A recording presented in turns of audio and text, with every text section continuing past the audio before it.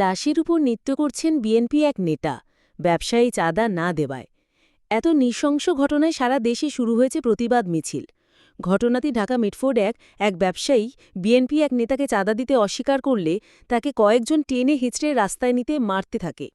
প্রকাশ্যে, দিনে দুপুরে, সরাসরি। কেউ বাঁচাতে এগিয়ে আসেনি, কারণ তারা সবাই বিএনপির নেতা। দেখুন কিভাবে মারছে।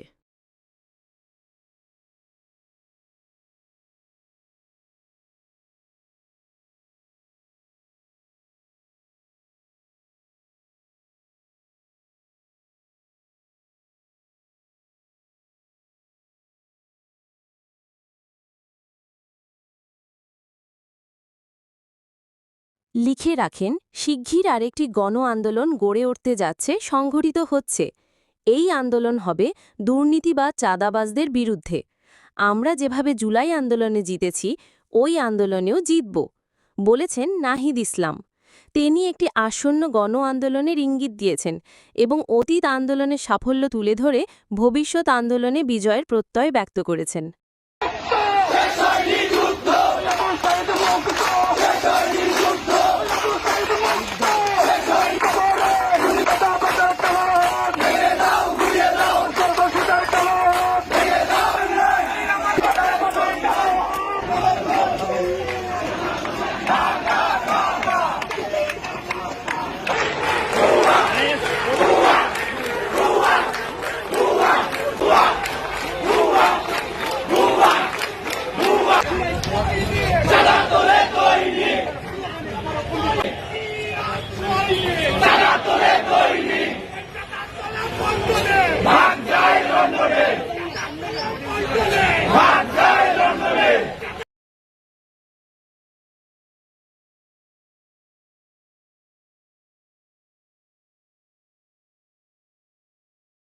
বাংলাদেশ জাতীয়তাবাদী চাঁদাবাজ দলের সদস্যরা